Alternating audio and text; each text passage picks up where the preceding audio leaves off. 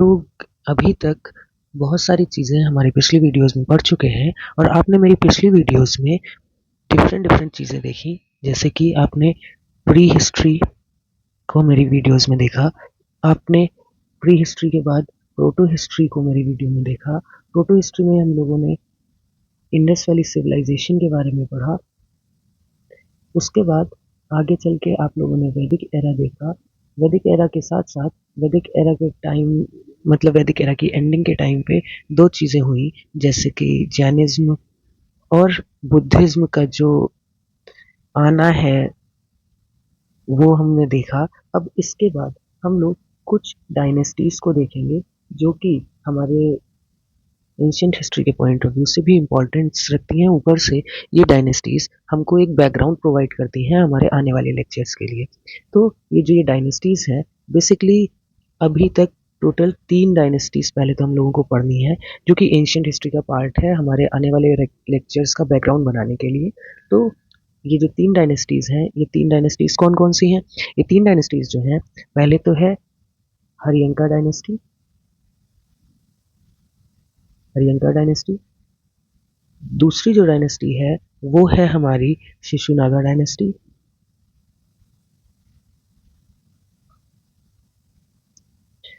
इसके बाद अगर हम जाने तो तीसरी डायनेस्टी जो है हमारी वो नंदा डायनेस्टी है। ये बेसिकली हमारी एक इससे भी इसके बाद हम लोग जो नेक्स्ट लेक्चर में पढ़ेंगे बेसिकली वो हमारी यहाँ की चौथी डायनेस्टी होगी, जो एंशियंट हिस्ट्री के स्टार्टिंग फेज में, मतलब एंशियंट हिस्ट्री क्या अगर देखा जाए तो हमारी मेन हिस्ट्री जो है उसके स्टार्टिंग फेज की जो प्रमुख डायनेस्टीज हैं उसका बैकग्राउंड तो ये 3 डायनेस्टीज बनाएंगी। बट जो प्रमुख डायनेस्टी है उसका नाम हम लोग मगध एम्पायर के नाम से जानते हैं। इसके बारे में हम लोग अपने नेक्स्ट लेक्चर में पढ़ेंगे। आज हम लोग हरियंका डायनेस्टी, शिशुनागा डायनेस्टी और नंदा डायनेस्टी के बारे में पढ़ेंगे।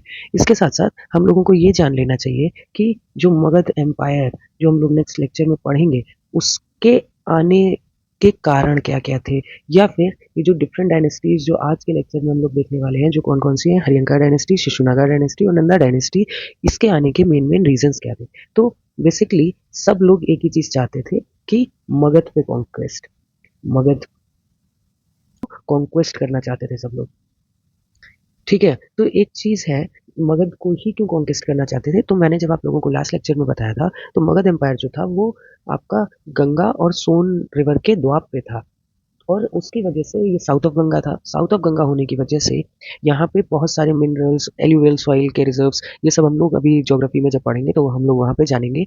एल्यूवियल सॉइल के रिजर्व्स और डिफरेंट डिफरेंट चीज़ों के ऑर्गेनिक रिसोर्सेज यहाँ पे बहुत ज़्यादा थे, जिसकी वजह से मगध आगे आने वाले टाइम में बहुत अच्छा सा बन गया और इसको जीतना लोगों के लिए बहुत ज़्यादा अच्छी बात होगी।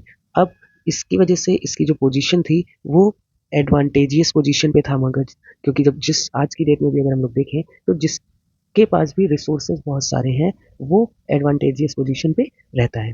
ठीक है, इसके बाद और अगर हम लोग आगे की बात करें तो मगध की जो कैपिटल थी, दो कैपिटल हुई, जो कि मैंने आप लोगों को कल के लेक्चर में महाजनपद पढ़ाते टाइम भी बताया कि मगध की दो कैपिटल हुई। पहली कैपिटल कौन सी थी? पहली कैपिटल थी राजगिरी। और दूसरी कैपिटल हम लोगों ने कौन सी देखी थी? दूसरी कैपिटल हम लोगों ने पाटलिपुत्र देखी थी। राजगिरी बेसिकली हम लोगों ने पढ़ा था कि ये कैपिटल सराउंड थी 4 हिल्स से, सराउंडेड बाय 4 हिल्स, 4 हिलों से सराउंडेड थी। जैसे कि मान लीजिए ये राजगिरी थी तो यहाँ पे, यहाँ पे, यहाँ पे और यहाँ पे, एक यहाँ पे भी, सॉरी मैंने आप लोगों को यहाँ गलत बता दिया कि यहाँ 5 हिल्स थे। ठीक है, तो 5 हिल से सराउंडेड होने की वजह से बहुत ज़्यादा स्ट्रेटेजिकली भी ये जो राजगिरी की लोकेशन थी ये बहुत ज़्यादा स्ट्रेटेजिकली भी इंपॉर्टेंट हो जाती है। क्यों? जैसे अब चारों तरफ हिल है, कोई दुश्मन आया उससे पहले आप उस दुश्मन को बहुत अच्छे से देख सकते हो, उस दुश्मन की स्ट्रेटेजी को परखने का आपको टाइम मिल जाएगा उसकी वजह से भी। और उसके साथ अगर हम लोग पाटलिपुत्र की बात करें तो जैसे कि मैंने आप लोगों को बताया कि मगध एम्पायर जो था वो गंगा और सोन के इन्फ्लुएंशियल एरिया पे था, या फिर गंगा एंड सोन के कॉन्फ्लुएंस पे था, जिसकी वजह से इसकी एक और स्ट्रैटेजिक और इम्पोर्टेंस हो जाती है, क्योंकि यहाँ पे हम लोगों को रिसोर्सेज बहुत ज़्यादा देखने को मिलते हैं। उसके साथ साथ अगर मगध एम्पायर में देखें तो पहले जो लड़ाइयाँ थी वो टैंक वगैरह तो होते नहीं थे, तो पहले जो लड़ाइयाँ थी वो बेसिकली बेसिकली एलिफेंट्स पे लड़ी जाती थी। तो इस मगध एम्पायर में large number of elephants available थे, लार्ज नंबर ऑफ एलिफेंट्स जो थे वो अवेलेबल हुआ करते थे, और लार्ज नंबर ऑफ एलिफेंट्स की अवेलेबिलिटी की वजह से यहाँ पे वॉर एडवांटेजेस भी बढ़ गए। तो अभी तक हम लोगों ने देखा कि ये बहुत ज़्यादा एडवांस एरिया था, क्योंकि यहाँ पे रिसोर्सेज जो थे वो बहुत ज़्यादा अवेलेबल थे। उसके बाद हम लोगों ने देखा कि सराउंडेड एरिया था, जिसकी वजह से स्ट्रैटेजिक इंपॉर्टेंस इसकी बढ़ गई। स्ट्रैटेजिक इंपॉर्टेंस के साथ साथ ये जो लार्ज नंबर ऑफ एलिफेंट्स थे, इसमें इन लोगों को वॉर में भी एडवांटेज मिलता था। तो इन चीज़ों की वजह से मगध एक बहुत ज़्यादा वेल डेवलप्ड एम्पायर बना। और उसके साथ साथ मगध एम्पायर में हम लोग अभी आगे ग्रेट लीडर्स भी देखेंगे। बहुत सारे ग्रेट लीडर्स हुए, जैसे कि बिंबिसार, अजातशत्रु, काल अशोका, आपका चंद्रगुप्त मौर्य, इवन और आगे आने वाले टाइम में हम लोगों को डिफरेंट डिफरेंट लीडर्स देखने को मिलेंगे, जो कि मगध एम्पायर को बहुत ज़्यादा फ्लरिश्ड एम्पायर बनाए, और जिसकी वजह से मगध एम्पायर बहुत आगे चल के बढ़ा। अब इसके बाद अब हम लोग अपनी वीडियो के मेन टॉपिक पे आते हैं, जो कि हैं डायनेस्टीज, प्री मौर्यन डायनेस्टीज। जो मौर्यन एम्पायर हुआ वो बेसिकली हमारे मगध एम्पायर का मेन पार्ट हुआ। तो उससे पहले जो उसका बैकग्राउंड है या जो उसके और डायनेस्टीज हैं उनके बारे में जान लेते हैं। तो हमारी 544 बीसी में हरियंका डायनेस्टी आती है। हरियंका डायनेस्टी जो थी, इसके फाउंडर बेसिकली कौन थे? इसके फाउंडर जो थे वो हमारे बिम्बिसार थे। और इनके बाद हम लोग और भी हरियंका डायनेस्टीज के रूलर्स को देखेंगे। बिम्बिसार ने हरियंका डायनेस्टी को 444 बीसी में स्टार्ट किया। इन्होंने ही अंगा, जो आपने महाजनपद के टाइम पे पढ़ा था, उसको कॉन्क्वेस्ट किया, मतलब उसको जीत लिया। इसके साथ साथ इन्होंने बहुत सारे तरीकों से अपना राज्य बढ़ाया। जैसे कि जो पहला तरीका इन्होंने अपनाया वो तो सारे रूलर्स अपनाते हैं, जो कि है वॉर। दूसरा तरीका जो मेन इनके से स्टार्ट हुआ वो थे डिप्लोमेटिक टाइज। डिप्लोमेटिक टाइज और डिप्लोमेटिक टाइज की अगर हम लोग बात करें तो बेसिकली इन्होंने 3 शादियां करी। 3 शादियां जो करी उसकी वजह से इनका एम्पायर, इनकी प्रभुता जो थी वो लोगों ने मानी, और उसकी वजह से इनका जो एम्पायर था वो और ज़्यादा बिल्ड हुआ और ज़्यादा अच्छा हुआ। तो इन्होंने पहली जो शादी करी वो सिस्टर ऑफ प्रसेनजीत से करी। प्रसेनजीत की बहन से इन्होंने पहली शादी करी, जो कि कौशल महाजनपद के राजा थे, राजा के बेटे थे बेसिकली। उसके बाद इन्होंने दूसरी शादी लिच्छवी लिच्छवी प्रिंसेस से की। आप लोग मुझको कमेंट में जरूर बताइएगा कि इस लिच्छवी क्लैन का जिक्र हम लोगों ने पहले किसके बारे में किया है। और जो लिच्छवी प्रिंसेस थी उनका नाम था चेलाना। उसके बाद फिर इन्होंने जो तीसरी शादी करी वो बेसिकली पंजाब में एक रूलर हुए उनकी बेटी से की, जिनका नाम था मद्रा कल्न। इन्होंने ये डिप्लोमेटिक टाइज का जो प्रिंसिपल था वो हमारा स्टार्ट किया। तो अभी हम लोगों ने हरियंका डायनेस्टी को देखा और इसके फाउंडर को देखा, जिसका नाम क्या था? बिम्बिसार नाम था। अब बिम्बिसार के बाद बिम्बिसार के जो बेटे हुए, बेसिकली उनके बेटे कौन हुए? बिम्बिसार के बेटे हुए हमारे अजात शत्रु।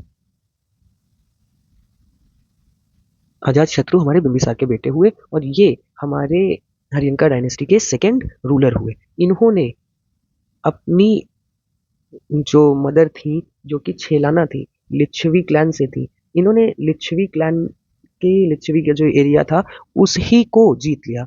और लिच्छवी क्लैन बेसिकली आज के टाइम के वैशाली में पड़ता है। वैशाली आपने नाम पिछली वीडियो में भी सुना होगा, और ये वैशाली कहाँ है ये आप मुझको कमेंट में जरूर बताइएगा। अजात शत्रु ने इवन कौशाला महाजनपद जो था उसको भी डिफीट किया और अपने राज्य में मिला लिया। अजातशत्रु के टाइम पे एक और चीज़ हुई थी जो कि आप लोगों ने शायद पढ़ी होगी। अजातशत्रु के टाइम पे हमारी पहली बुद्धिस्ट काउंसिल भी इन्हीं के टाइम पे हुई थी, फर्स्ट बुद्धिस्ट काउंसिल। ये चीज़ मैंने आपको बुद्धिज्म का जब लेक्चर लिया था तो मैंने ये आपको बताई थी, और ये काउंसिल कहाँ हुई थी ये चीज़ आप मुझको कमेंट में ज़रूर बताइएगा। इसके बाद फिर अगर हम लोग यहाँ के तीसरे रूलर को देखें तो तीसरा रूलर हमारा उदयन था। और उदयन जो था इसने सिर्फ एक ही काम किया कि हमारी जो कैपिटल थी वो पहले क्या क्या हुआ करती थी? पहले कैपिटल राजगिरी हुआ करती थी। इसने सिर्फ ये किया कि इस कैपिटल को राजगिरी से शिफ्ट कर दिया पाटलिपुत्र पे। इसीलिए आज के टाइम पे आप लोगों को दो दो कैपिटल्स मौर्यन एम्पायर या मगध एम्पायर की याद करनी पड़ जाती है। बस इसने एक काम किया कि ये जो कैपिटल थी ये राजगिरी से शिफ्ट करके क्या कर दी, राजगिरी से शिफ्ट करके पाटलिपुत्र कर दी। ठीक है, उसके बाद अगर हम लोग अजातशत्रु की थोड़ी और बात करें तो अजातशत्रु ने अपने फादर का को भी मारा, उसके साथ साथ वॉर स्पेस का सबसे ज्यादा ध्यान रहा, जिसकी वजह से इसने डिफरेंट डिफरेंट वॉर्स किए। वैशाली को हराया जो कि अभी हम लोगों ने देखा, कौशाला को हराया, अपने घर माता जी के जो घर वाले थे उनको, लिच्छवी क्लैंस जो वैशाली वाला एरिया है उसको भी हराया। उसके साथ साथ इसने जब कौशाला को हराया तो वहाँ के किंग की डॉटर से शादी भी कर ली, तो एक तरीके से अपने पिताजी की तरह इसने भी मैट्रिमोनियल अलायंसेस बनाए। ठीक है, उसके बाद हम लोगों को बिम्बिसार के बारे में एक बात और जान लेनी चाहिए कि बिम्बिसार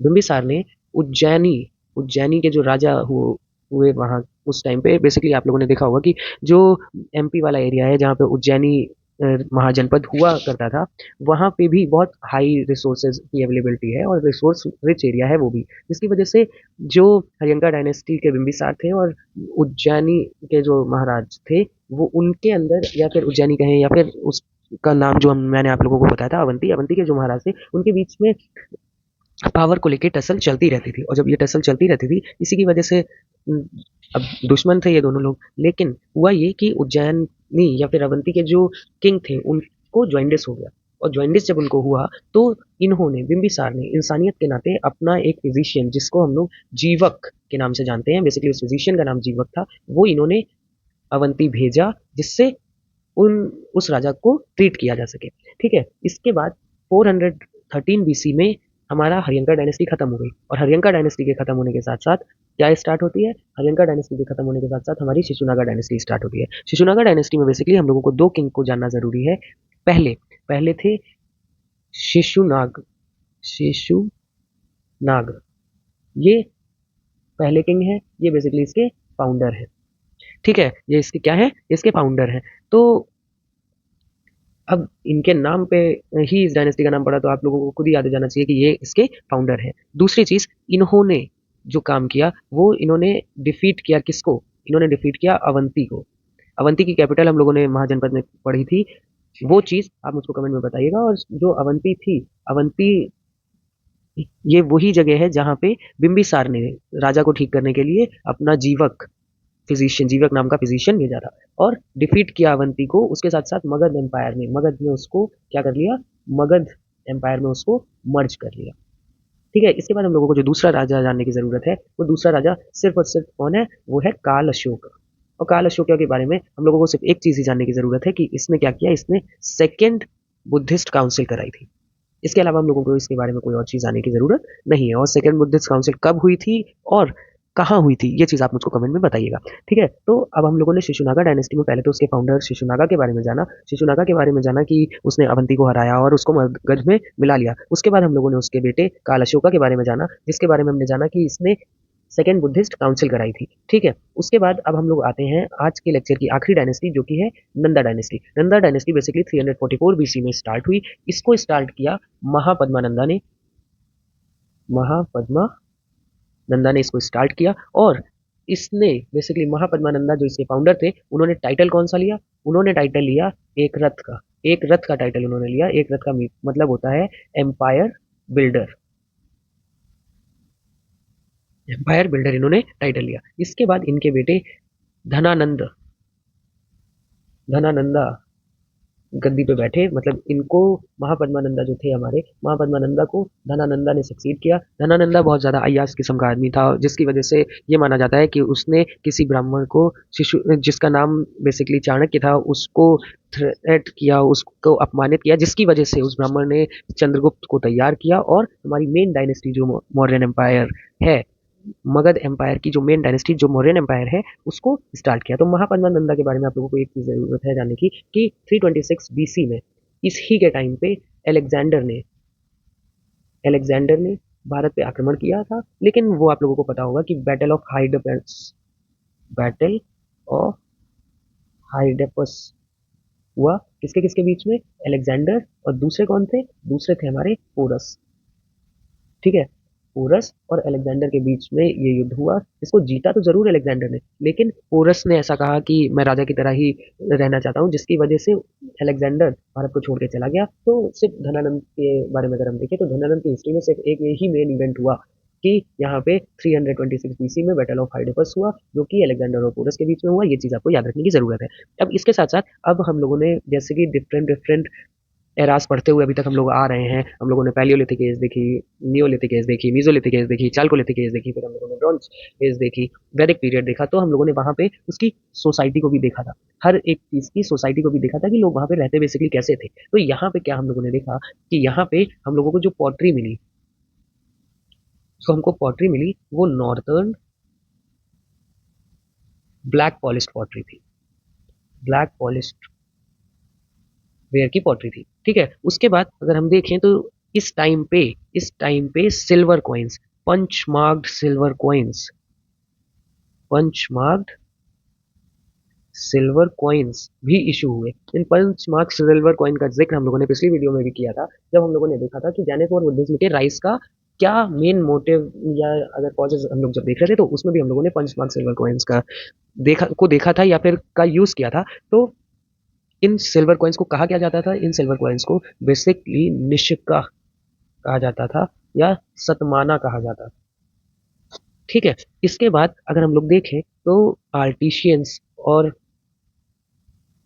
मर्चेंट्स भी इस टाइम पे बहुत ज़्यादा हुए, और जो आर्टिशियंस और मर्चेंट्स हुए उनको हम लोग वर्ल्ड्स या फिर शर्नीस के नाम से जानते थे। ये कुछ चीज़ें हैं जो आप लोगों को बेसिकली याद कर लेनी चाहिए। और जो यहाँ पे था, यहाँ पे जो क्राफ्ट था वो हेरिडिटरी हो गया था। जैसे कि हम लोग देख रहे थे कि हम लोगों को ये चीज़ पता है कि मोनार्की टाइप ऑफ गवर्नमेंट में हेरिडिटरी हो जाती है चीज़ें। जैसे आज के टाइम पे इंग्लैंड में जो महारानी है उन्हीं के खानदान के लोग ही इंग्लैंड पे राज करेंगे। तो वैसे ही हम लोगों ने मगध एम्पायर में भी ये चीज़ देखी कि हरियंका डायनेस्टी में बिम्बिसार के बेटे अजातशत्रु का बेटा उदयनी, उसी ने राज किया। उसके बाद शिशुनागा में शिशुनागा और उसके बेटे कालशोका ने राज किया। फिर नंदा डायनेस्टी में महापद्मानंदा और धनानंदा ने राज किया। ऐसे ही अभी हम लोग ये मौर्यन एम्पायर में भी यही ट्रेंड आगे फॉलो होता देखेंगे। तो सोसाइटी में हम लोगों ने देखा कि क्राफ्ट जो था वो हेरिडिटरी हो गया था। उसके साथ साथ हम लोगों को आयरन प्लग शेयर मिला, आयरन प्लस शेयर भी हम लोगों को यहाँ पे देखने को मिला, जिससे हम लोगों को ये अंदाजा लगता है कि जो उस टाइम एग्रीकल्चर हुआ करता होगा वो बेसिकली सरप्लस में हुआ करता होगा। और इस टाइम पे बेसिकली बलि का सिस्टम स्टार्ट हो गया था। बलि जो थी वो कंपल्सरी ऑफरिंग हुआ करती थी